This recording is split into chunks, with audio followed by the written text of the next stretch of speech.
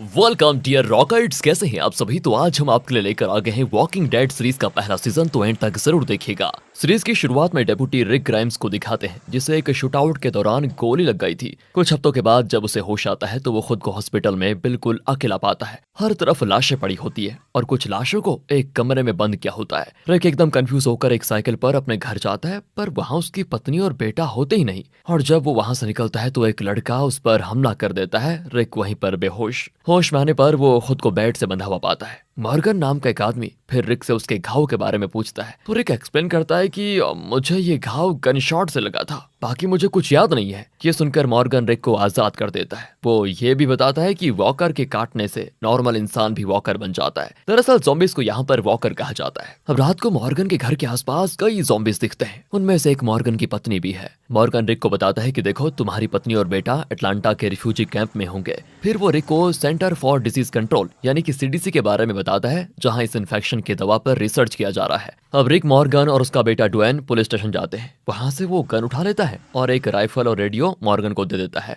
इसके बाद तो रिक एक पुलिस कार में अटलांटा की ओर निकलता है। यहाँ से मॉर्गन और ड्वेन घर लौट आते हैं। लेकिन होता ये यहाँ पर कि मॉर्गन ऊपर जाकर ज़ॉम्बीज को लगातार शूट करने लग जाता है। वो अपनी पत्नी को भी मारना चाहता है लेकिन हिम्मत नहीं जुटा पाता। इसी बीच रिक को दिखाते हैं तो हाईवे से सर्वाइवर्स कैंप को एक मैसेज भेजता है, और ये वही कैंप है जहां पर उसकी पत्नी लॉरी अपने बेटे काल के साथ होती है। वो मैसेज रिसीव करते हैं लेकिन अटलांटा के इस खतरनाक सिचुएशन के बारे में रिक को वार्निंग मैसेज नहीं भेज पाते। अब यहाँ पर लॉरी रिक के बेस्ट फ्रेंड शेन के साथ थोड़ा फ्लर्ट कर रही होती है। रास्ते में यहाँ कार का फ्यूल खत्म हो जाता है और रिक को कहीं फ्यूल स्टेशन नजर नहीं आता। फिर वो अपने पिता के फार्म में जाता है जहाँ उन्होंने पूरी फैमिली को शूट कर दिया था और आखिर में खुद भी मर गए थे। रिक फिर फार्म से एक घोड़ा लेकर आगे बढ़ता है। जब वो अटलांटा सिटी पहुंचता है तो उसे ज़ॉम्बीज घेर लेते हैं। अचानक हेलीकॉप्टर की आवाज आती है। रिक उसी साउंड को फॉलो करता है, लेकिन उसके लिए ये इतना आसान नहीं होता क्योंकि ज़ॉम्बीज की भीड़ में वो फंस जाता है। ज़ॉम्बीज तो घोड़े पर भी अटैक करते हैं और रिक फिर वहां से बचकर कैसे भी करके निकल जाता है। अब यहाँ से वो एक मिलिट्री टैंक के अंदर छुप जाता है ताकि कोई उसको देख ना पाए। तभी उसे रेडियो पर उसके फ्रेंड ग्लेन की आवाज आती है।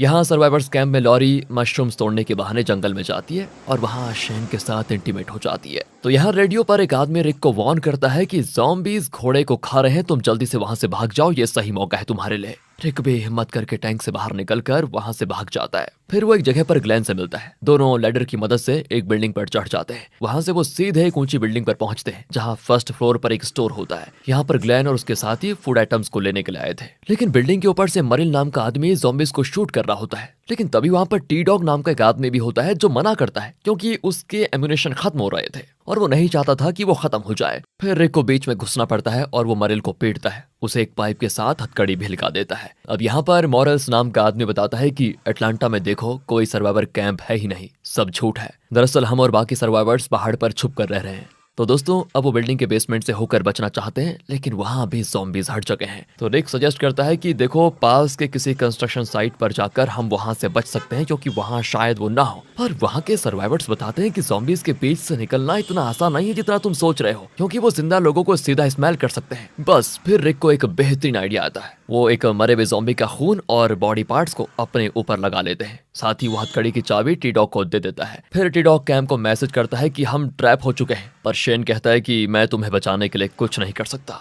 लगता है ये मरने वाला है। इसी बीच रिक और ग्लेन ज़ॉम्बीज के बीच से बिल्कुल ज़ॉम्बीज की तरह बिहेव करके चलने लग जाते हैं। लेकिन उनका बैड लक तो देखो, अचानक बारिश हो जाती है और उनके शरीर पर लगा हुआ खून साफ हो जाता है और अब ज़ॉम्बीज को उनकी बू आने लगती है और वो उनको चेस करते हैं। दोनों बचकर एक ट्रक तक पहुंचते हैं बड़ी मुश्किल से, और रिक ग्लेन से कहता है कि भाई, तुम ट्रक को बिल्डिंग के अपोजिट डायरेक्शन में लेकर जाओ कैसे भी करके। फिर वो एक स्पोर्ट्स कार का ग्लास तोड़कर उसका अलार्म चालू कर देता है, जिससे होता यह है कि ज़ॉम्बीज वहां पर अट्रैक्ट हो जाते हैं और इसी मौके का फायदा उठाकर उसके साथ ही बिल्डिंग से नीचे आकर ट्रक में चढ़ जाते हैं। लेकिन टी डॉग गलती से हथकड़ी की चाबी ड्रेनेज में गिरा देता है और अब मरिल बिल्डिंग में बिल्कुल अकेला पड़ा हुआ है, जबकि उसके साथ ही अटलांटा से बाहर निकल जाते हैं। मरिल अब खुद से ही बातें करता है, लगता है उसका अंत नजदीक आ गया है। और तभी एक ज़ॉम्बी दरवाजा पीटता है, तो मरिल भी उससे निपटने के लिए वहां पर आरी को निकालने की कोशिश करता है। यहाँ कैंप में लॉरी काल के बाल काट देती है, लेकिन उसे ये बिल्कुल भी पसंद नहीं होता। तभी पहाड़ की शांति को चीरती हुई ग्लेन की स्पोर्ट्स कार वहां पर आ जाती है।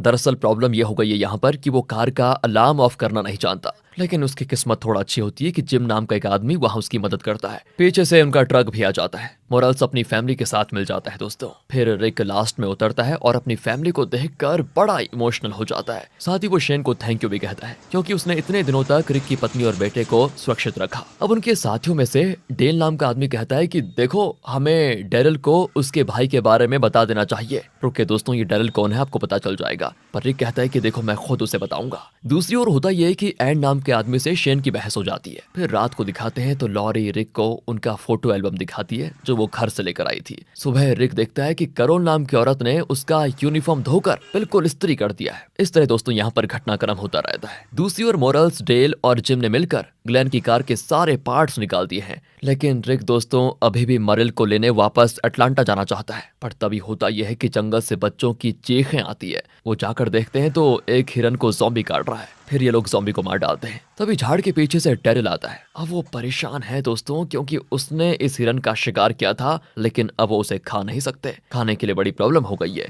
खा इसलिए नहीं सकते क्योंकि ज़ॉम्बी ने उसको काट लिया है। अब शेन डेरिल को बताता है कि रिक उसके भाई मरिल को अटलांटा में ही छोड़ आया, तो वो गुस्से में चाकू उठा लेता है दोस्तों, पर वो उसे शांत करते हैं और फिर डेरिल, रिक, ग्लेन और टी डॉग मरिल को लेने वापस अटलांटा जाते हैं। हाँ दोस्तों, वो टी डॉग बच गया था। अब शेन रिक के रिवॉल्वर के लिए एम्यूनेशन के 4 राउंड्स देता है। फिर डेल भी रिक को वायर कटर्स देता है। रिक उससे ये भी कहता है कि मैं खोया हुआ टूल बैग जरूर लेकर आ जाऊंगा। अब जब वो चले जाते हैं तो शेन काल को पास के तालाब में मेढक पकड़ना सिखाता है। दूसरी ओर औरतें कपड़े धो रही होती हैं। तब लॉरी आकर काल को वापस कैंप में भेज देती है और शेन को वार्न करती है कि मेरे परिवार को अकेला छोड़ दो प्लीज। तभी एड भी अपनी पत्नी करोल को बुलाता है, पर एंड्रा नाम की एक औरत उसे रोक देती है दोस्तों, और जब करोल इंकार करती है तो एड उसके मुंह पे पंच कर देता है। इतने में होता यह है कि शेन वहां पर आकर एड को पीट देता है। करोल भी शौक के मारे रोने लग जाती है कि ये क्या हो रहा है यहाँ पर। यहाँ दिखाते हैं तो रिक, डेरिल, ग्लेन और टी डॉग वैन को रेल रोड पर छोड़कर उस बिल्डिंग के रूफ पर पहुंच जाते हैं। वो खून से गीली आ रही और एक कटा हुआ हाथ देखकर बिल्कुल चौंक जाते हैं। कैंप के पास यहाँ एंड्रा और उसकी बहन आर्मी की एक बोट में फिशिंग कर रही होती है। दोनों अपने पापा और अपनी फैमिली के बारे में डिस्कस करते हैं, पर दोनों की उम्मीद है कि उनके पेरेंट्स फ्लोरिडा में ठीक होंगे और यहाँ की तरह वहाँ इन्फेक्शन नहीं फैला होगा, ये इनके दिमाग में चलता है। यहाँ कैंप में डेल देखता है कि जिम बहुत देर तक एक जगह पर बेलचे से खुदाई कर रहा है, पता नहीं क्यों।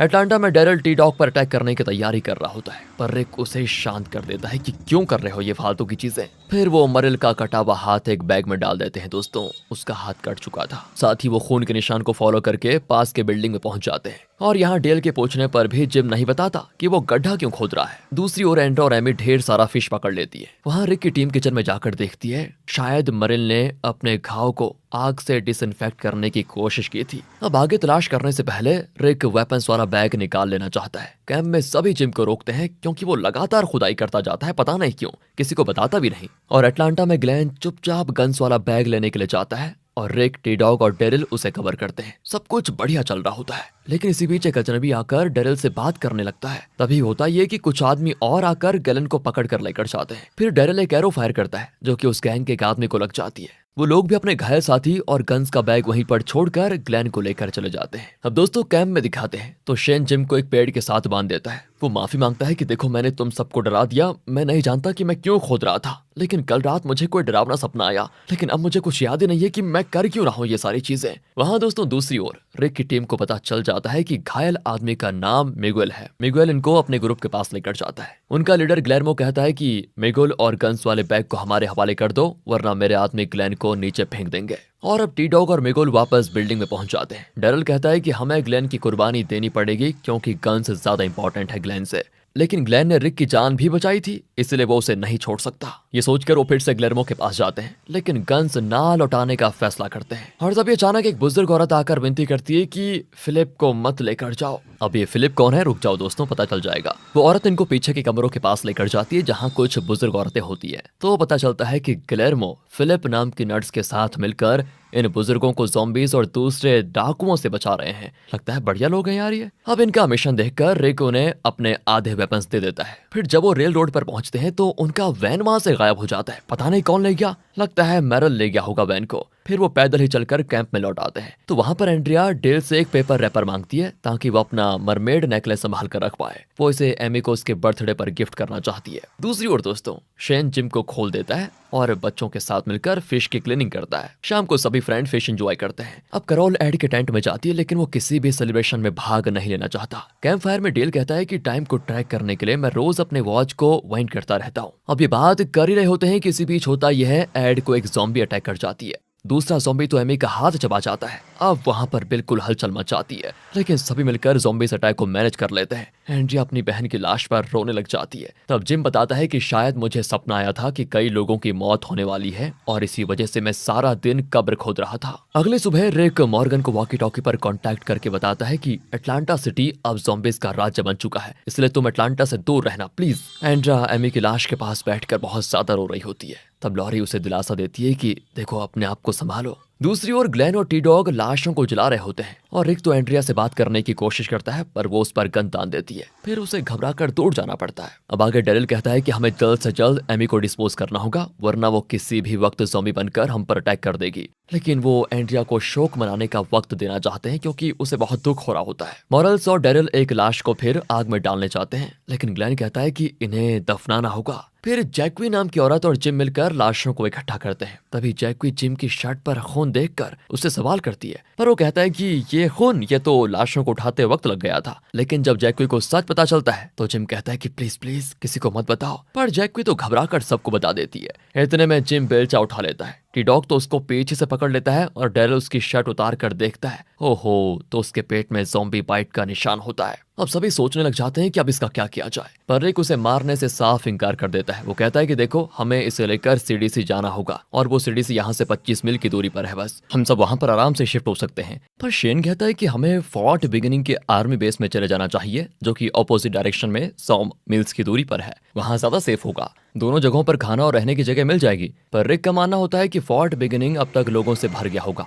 इतना ही नहीं, सीडीसी में ज्यादा सुरक्षा है क्योंकि न्यूक्लियर अटैक या फिर टेररिस्ट अटैक के वक्त सबसे पहले सीडीसी को ही प्रोटेक्ट किया जाता है। इसी बीच डेरिल जिम को मारना चाहता है, लेकिन रिक उस पर गन तान देता है कि देखो अभी ऐसा कुछ मत करो। शेन भी रिक को ही सपोर्ट करता है। तब जाकर डेरिल अपना वेपन फेंक देता है। इसके बाद रिक जिम को वैन के अंदर के बेडरूम में भेजता है। दूसरी ओर डेल एंड्रा को बताता है कि मेरी पत्नी कैंसर पेशेंट थी, मैं उसे हर कैंसर स्पेशलिस्ट के पास लेकर गया, लेकिन वो पहले से ही अपना अंत स्वीकार कर चुकी थी। जब वो मर गई थी ना, तो मुझे बहुत गुस्सा आया। मुझे लगा कि उसके साथ बिताया हुआ हर पल एक धोखा था मेरा। तभी एंड्रिया भी स्माइल करके एक पिंक टिश्यू पेपर में लपेटा हुआ मरमेड नेकलेस निकालती है। फिर वो एमी को हैप्पी बर्थडे कहकर उसे नेकलेस पहनाती है। दूसरी ओर डेरिल मरे हुए ज़ॉम्बीज़ के सर पर कुल्हाड़ी मारता रहता है और जब वो एड के सर पर मारना चाहता है तो कैरोल उसको रोक देती है और कहती है इसे तो मैं मारूंगी। ये कहकर वो कुल्हाड़ी उठाकर एड के सर पर लगातार वार कर जाती है। वो कई सालों से एड के जुल्म सह रही थी और अब अपना सारा गुस्सा आज निकाल रही होती है। यहाँ एंड्रिया एमी से माफी मांगती है और फिर उसके सर पे शूट कर देती है। क्या करती बेचारी। डेरिल लाशों को जला देना चाहता है, लेकिन लॉरी कहती है हमें सबको शोक मनाने का वक्त तो देना ही चाहिए, फिर हम लाशों को दफना देंगे, उनको जलाना ठीक नहीं होगा। यहाँ वैन के अंदर जिम को थोड़े अजीब विजुअल्स दिखते हैं। वो देखता है कि उसकी बाइक से खून निकल रहा है और कई लोग मरे पड़े हुए हैं। बाहर फिर मरे हुए लोगों का फ्यूनरल होता है। डेल एमी की लाश को एक कब्र की ओर लेकर जाता है, लेकिन एंड्रिया उसे रोक देती है। यहाँ वैन के अंदर जिम खांसता है तो खून निकल जाता है। रिक कहता है कि हम तुम्हें सिटी से ले जाने की कोशिश कर रहे हैं, हिम्मत मत हारो, तुम्हें कुछ नहीं होगा। दूसरी ओर शेन लॉरी से कहता है कि तुम रिक को कन्विंस करो कि सिटी से जाने का फैसला गलत है, पर लॉरी साफ कह देती है कि देखो हम रिक के प्लान के मुताबिक ही चलेंगे, तुम पुरानी बातें भूल जाओ। इनकी बातचीत सुनकर रिक को लगता है कि मेरी गैर हाजिरी में इन दोनों के बीच जरूर कुछ हुआ होगा। बात भी सही हुआ तो था। इसके बाद रिक, शेन और डेल जंगल के अंदर जाकर ज़ॉम्बीज़ को खत्म करना चाहते हैं। शेन तो फिर से रिक से कहता है कि देखो सीडीसी जाना ठीक नहीं है, पर रिक तो अपने फैसले पर बिल्कुल अड़िग रहता है। तभी झाड़ियों के पीछे से कुछ आवाजें आती है। अब सभी अपनी गन्स लेकर अलग अलग दिशाओं में चेक करने जाते हैं। शेन अपनी गन उठाता है तो उसका एम रिक पर पड़ जाता है और वो गहरी सांस लेकर कुछ सेकंड्स के लिए बिना हिले खड़ा रहता है। लेकिन तभी एक आवाज आती है और उसका फोकस टूट जाता है। फिर वो अपनी गन फेंक देता है नीचे। लेकिन इसी बीच वो नोटिस करता है कि डेल उसे देख रहा था। यहाँ कैंप में लौटकर शेन सबको बताता है कि हमें रिक का फैसला मान लेना चाहिए क्योंकि उसमें ही भलाई है। हम कल सुबह सीडीसी की ओर निकलेंगे। सुबह होते ही रिक मॉर्गन को कांटेक्ट करने की कोशिश करता है। वो बताता है कि हम सीडीसी जा रहे हैं, हम वहाँ का रूट मैप हमारी रेड कार पर टेप से चिपका कर जाएंगे ताकि तुम और तुम्हारा बेटा मैप को फॉलो करके सीडीसी पहुंच सके। अब यहाँ शेन सबको इंस्ट्रक्ट करता है कि सभी को एक साथ रहना होगा, कोई इधर उधर नहीं जाएगा। तभी मॉरल्स बताता है कि मेरी फैमिली सीडीसी नहीं जाएगी, बल्कि हम बर्मिंघम जा रहे हैं जहां मेरी वाइफ के पेरेंट्स रहते हैं, बस फाइनल। इसके बाद रिक मॉरल्स को .357 मैग्नम रिवॉल्वर देता है। फिर मॉरल्स की बेटी करोल की बेटी सोफिया को अपनी गुड़िया देकर अपनी फैमिली के पास लौटाती है। फिर वो सभी मॉरल्स की फैमिली से विदा लेकर वहां से निकल जाते हैं। यहाँ वैन के अंदर जिम की हालत बहुत ही खराब हो जाती है। रास्ते में तो एक और प्रॉब्लम आ जाती है, वैन का रेडिएटर होज फट जाता है। फिर शेन और टी-डॉग उसका रिप्लेसमेंट ढूंढने निकल जाते हैं। जिम कहता है कि मुझे यहीं छोड़कर तुम लोग सीडीसी चले जाओ, मुझसे देखो तुम सबको खतरा है, मैं कभी भी ज़ॉम्बी बन सकता हूँ। लेकिन दोस्तों उसके साथी उसे इस तरह नहीं छोड़ना चाहते थे।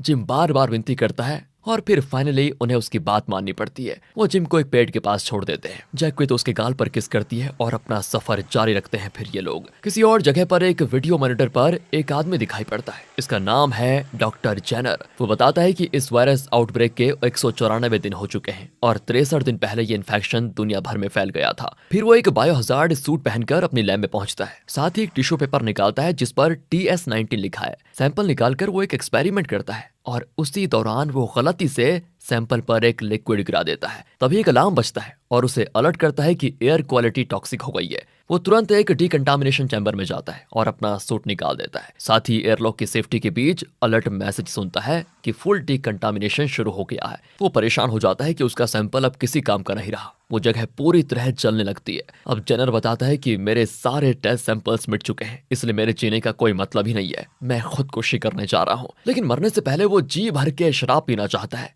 उसकी आखिरी ख्वाहिश। यहाँ दिखाते हैं दोस्तों दूसरी ओर तो रिक और उसके साथी शाम को सीडीसी पहुंच जाते हैं। वहाँ कई 100 लाशें पड़ी होती हैं। फिर वो मेन बिल्डिंग पर पहुंचते हैं जो पूरी तरह से बंद होती है। सिक्योरिटी मॉनिटर के जरिए जेनर उनको देख लेता है। बाहर तो ज़ॉम्बीज़ इनको सेंस कर लेते हैं कि अंदर कोई पक्का है। शेन कहता है कि अभी भी वक्त है, हम फोर्ट बेनिंग जा सकते हैं। एंड्रिया कहती है कि देखो फ्यूल बिल्कुल खत्म हो गया है और हमारे पास खाने को भी कुछ नहीं है, हम वहां तक जाएंगे कैसे। लॉरी भी घबरा जाती है लेकिन रिक उसे समझाता है कि हम कोई ना कोई रास्ता निकाल लेंगे, प्लीज कोऑपरेट करो, तुम शांत हो जाओ। जेनर तो बड़बड़ाता है कि जल्दी यहाँ से निकल जाओ। रिक फिर सिक्योरिटी कैमरा का मूवमेंट नोटिस कर लेता है और मेटल डोर्स पर पीटने लग जाता है। वो चिल्लाता है कि हमें प्लीज अंदर अलाउ करो। इतने में दोस्तों ज़ॉम्बीज़ उन्हें घेर लेते हैं और तब दरवाजा खुलता है। अंदर से एक तेज रोशनी आती है। फिर यहाँ फ्लैशबैक में इस आउटब्रेक की शुरुआत का सीन दिखाते हैं। एक्चुअली शेन रिक से मिलने के लिए किंग काउंटी हॉस्पिटल में जाता है। उसने डेप्यूटी शेरिफ का यूनिफॉर्म पहना होता है। वो देखता है कि आर्मी जल्दी जल्दी पेशेंट्स को इवैक्यूएट कर रही है और इन्फेक्टेड लोगों को शूट कर रहे होते हैं वो लोग। वो यहाँ से रिक को बचाकर ले जाना चाहता है लेकिन उसके शरीर पर कनेक्ट किए हुए ट्यूब्स और वायर्स देखकर वो ऐसा नहीं करता। कुछ प्रॉब्लम होती है उनमें। दरअसल रिक कोमा में है दोस्तों। तभी 2 आर्मी सोल्जर्स अंदर आ जाते हैं और शेन रिक के बेड के पीछे छुप जाता है ताकि कोई देख ना पाए। वो रिक को जगाने की बहुत कोशिश करता है लेकिन तभी पावर ऑफ हो जाती है और सारे मॉनिटर्स बंद हो जाते हैं। वो अपने पार्टनर रिक को किसी भी तरह बचाना चाहता था। फिर वो उसके सीने पर कान रखकर सुनता है पर उसे रिक की धड़कन सुनाई नहीं देती। वो बहुत दुखी हो जाता है कि कहीं रिक मर तो नहीं गया और वो रिक को कमरे में बंद कर देता है। कुछ भारी चीजों से दरवाजे को ब्लॉक कर देता है। उसको ये लगता है कि उसका दोस्त रिक मारा गया। यहाँ से प्रेजेंट में दिखाते हैं कि रिक और उसके साथी सीडीसी के अंदर जा चुके हैं। तभी डॉक्टर जेनर आता है और सबका ब्लड टेस्ट करना चाहता है। अब करोल बताती है कि देखो मुझे इन अंडरग्राउंड जगहों से बहुत प्रॉब्लम होती है, मुझे घुटन होती है यहाँ पर जेनर कहता है कि तुम ये मत सोचो कि ये बंद जगह है, आराम से रहो। वो उन्हें कंट्रोल रूम में लेकर जाता है। फिर रिक पूछता है कि बाकी डॉक्टर्स कहाँ पर हैं, आप अकेले रहते हैं कि यहाँ पर। जेनर बताता है कि सिर्फ मैं बचा हूँ। इसके बाद वो एंड्रा का खून लेता है तो वो तो पूछती कि ब्लड टेस्ट की जरूरत क्या है, अगर मुझे इन्फेक्शन होता तो बुखार होता ना। पर जेनर कहता है कि देखो ये यहाँ का प्रोसीजर है। फिर वो सीडीसी के अंदर वहाँ एक जगह खाना खाते हैं। यहाँ खाने और शराब की कोई कमी नहीं होती। सभी बड़े खुशी से खाना खाते हैं और खूब सारा ड्रिंक भी करते हैं। फिर सभी वहाँ के लग्जरियस बाथरूम्स में नहाते भी हैं। लेकिन शेन बहुत गुस्से में होता है और शराब की पूरी बॉटल पी जाता है। एंड्रिया भी बहुत उदास होती है। जेनर की खातिरदारी के लिए रिक उसको थैंक यू करता है क्योंकि इन्होंने बहुत दिनों के बाद इतने मजे से खाया पिया। इसके बाद करोल काल और सोफिया को सुलाने के लिए लेकर जाती है। लॉरी फिर लाइब्रेरी में कुछ बुक्स देख रही होती है तो शेन लॉरी से कहता है कि तुम बहुत सेल्फिश हो। रिक कहते ही देखो तुमने मुझे छोड़ दिया है। लॉरी कहती है तुमने मुझे ये बताया था कि रिक मर गया इसलिए मैं तुम्हारे साथ आ गई थी। लेकिन अब रिक जिंदा है, इसलिए हम दोनों की रिलेशनशिप यहीं पर खत्म। लेकिन उसकी नीयत खराब होती है दोस्तों। वो लॉरी के साथ जबरदस्ती करता है, लेकिन वो उसे नाखूनों से घायल कर देती है। और जब रिक सोने आता है ना, तो उसे पता चलता है कि लॉरी तो रो रही है। वो सोचता है कि लॉरी ज़ॉम्बी से घबराने की वजह से रो रही है। वो नहीं जानता कि कुछ देर पहले शेन ने उसके साथ क्या किया था। अगली सुबह सभी कैफेटेरिया में जाते हैं और बच्चों के अलावा सभी बिल्कुल हैंगओवर में होते हैं। लॉरी रिक को एस्प्रिन देती है जो जेनर ने उसको दिया था। तभी शेन भी आ जाता है और कॉफी लेने के लिए जाता है। टी डॉग पूछता है कि तुम्हारी गर्दन पर ये नाखूनों के निशान कहाँ से आए, क्या तुम्हें किसी ज़ॉम्बी ने काट दिया है? पर शेन कहता है कि एक्चुअली वो नींद में गर्दन पर मेरा नाखून लग गया था, इसीलिए। इसके बाद जेनर आकर उन्हें कंट्रोल रूम में लेकर जाता है। फिर वो उन्हें TS-19 यानी कि टेस्ट सब्जेक्ट 19 का ब्रेन स्कैन दिखाता है। ये एक इन्फेक्टेड इंसान का है जिसने CDC को अपने ब्रेन स्कैन का वीडियो रिकॉर्ड करने की परमिशन दी थी। जेनर एक्सप्लेन करता है कि इन्फेक्शन के बाद इसके ब्रेन के ब्लड वेसल्स फट गए थे और इसका खून वेसल के बाहर फैलने लगा। आखिर में जब पेशेंट मर गया तो सब कुछ ब्लैक हो जाता है। अब वो सभी एमी और जिम के बारे में सोचकर बड़े दुखी होते हैं। उनका भी यही हाल होगा, ये लोग ये सोच रहे होते हैं। तो अब जेनर वीडियो को फास्ट फॉरवर्ड करके दिखाता है कि मरने के बाद TS-19 का क्या हुआ। अब उसके ब्रेन के अंदर के पार्ट्स धीरे धीरे चमकने लग जाते हैं। फिर उसके ब्रेन को एक बुलेट चीर देता है। एंड्रिया रियलाइज करती है कि उसने इसी तरह एमी के स्कल में बुलेट उतार दिया था। अब जेनर आगे कहता है कि देखो, मैं नहीं जानता कि ये क्या बीमारी है या इसका इलाज क्या है, मुझे नहीं पता। दूसरे रिसर्च सेंटर्स में मेरा कांटेक्ट भी कट चुका है क्योंकि यहाँ पर पावर नहीं है। तब डेल उसको रोककर पूछता है कि दीवार पर लगा हुआ क्लॉक काउंटडाउन क्यों चल रहा है। दरअसल जब टाइमर 0 पर आ जाएगा तो बेसमेंट जनरेटर का फ्यूल खत्म हो जाएगा और इस पूरे सेंटर को डीकंटामिनेट कर दिया जाएगा, यानी यहाँ का लैब एक्सप्लोड हो जाएगा ताकि यहाँ के इन्फेक्शन सैंपल्स यहीं जलकर राख हो जाएं। और अब रिक, शेन, टी डॉग और ग्लेन जनरेटर्स को चेक करते हैं। जब वो बेसमेंट में होते हैं ना, तो बिल्डिंग के इमरजेंसी लाइट्स ऑन हो जाते हैं। काल और लॉरी ऊपर के कमरे में होते हैं और तभी अचानक बिल्डिंग के अंदर ही हवा कट हो जाती है।